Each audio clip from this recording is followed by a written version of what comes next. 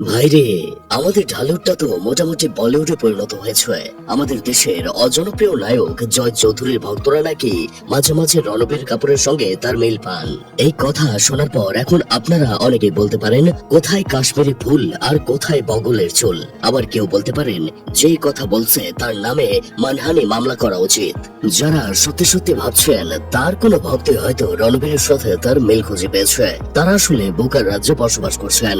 কারণ অজনপ্রিয় নায়ক জয়ের ভক্ত আছে শুধুমাত্র একজন, সেটা তিনি নিজেই। তাহলে এখন আপনি বুঝে নেন তার সাথে কে আসলে রণবীর কাপুরের সাথে নিজের মিল খুঁজে পায়। তবে এই সমীকরণ বোঝার আগে চলেন আমরা দেখে আসি আমাদের ঢাকাইয়া সিনেমা ওরফে ঢালিউড কিভাবে বলিউডে পরিণত হচ্ছে।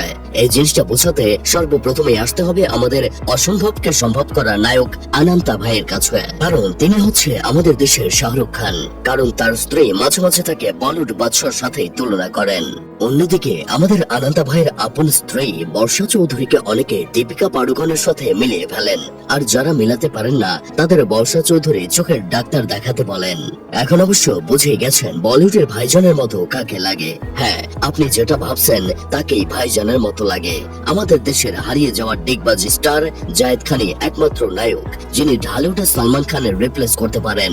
শুধুমাত্র পার্থক্যটা একটাই, বলিউডের ভাইজানের ভক্তের অভাব নাই আর আমাদের ঢালিউডের ভাইজানের একটাও ভক্ত নাই। ঢালিউডের আমির খান হচ্ছে বাপ্পি চৌধুরী, আবার ঢালিউডের হৃতিক রোশন হচ্ছে জিয়াউল রোশন। আর এখন তো রণবীর কাপুরেরও ঢালিউডে ভার্সন পাওয়া গেছে, যিনি নিজেই এক শোতে এসে বলছেন তার সাথে নাকি অনেক ভক্তরা রণবীর কাপুরের সাথে মিল খুঁজে পায়। পুরো বলিউডটাই তো এখন বাংলাদেশে চলে আসছে। তাহলে বুঝেন ভাই ঢাকাইয়া সিনেমা ঠিক কোন পর্যায়ে পৌঁছে যাচ্ছে। এসব শুনে তো আমার বন্ধু কেরামত বলতেছে জয় চৌধুরীকে যদি রণবীর কাপুরের সাথে মেলানো যায় তাহলে আমি হলিউডের অভিনেতা ক্রিস এভান্স, আমি কোন দিক থেকে ক্রিস এভানের চেয়ে কম না। আমাকে যদি ক্রিস এভান্সের মতো পরিচর্যা করা হয় তাহলে আমি তাকেও ছাড়িয়ে যাব। মেহজাবিন চৌধুরী একবার বলছিল আমরা একদিন হলিউডকেও ছাড়িয়ে যাব।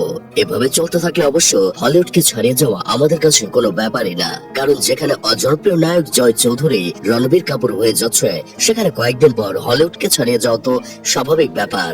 নায়ক হওয়ার প্রথম শর্ত হলো দর্শকের মনে জায়গা করে নেওয়া। জয় চৌধুরীর সবচেয়ে বড় সাফল্য হলো তিনি নিজেকে রণবীরের সাথে মিল খুঁজে পেয়েছেন। তবে তুলনার জন্য রণবীরের নাম টেনে এনে নিজেই নিজেকে অপমান করছেন তিনি।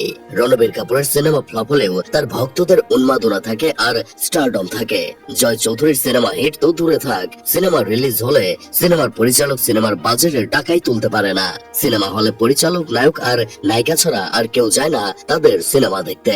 ঢালিউডের নায়ক নায়িকা সংকটের মধ্যে জয় চৌধুরীর মতো নামগুলো কেবল বোঝা হয়ে দাঁড়িয়েছে। যারা সিনেমা বানান তাদেরও উচিত এমন অদৃশ্য তারকাদের দিয়ে আর পরীক্ষা নিরীক্ষা না করা। কারণ দর্শক এখন আগের মতো বোকা নেই যে যে কাউকে হিরো হিসেবে মেনে নেবে। সময় এসেছে ঢাকায় সিনেমাকে সত্যিকারের প্রতিভা দিয়ে দাঁড় করানোর।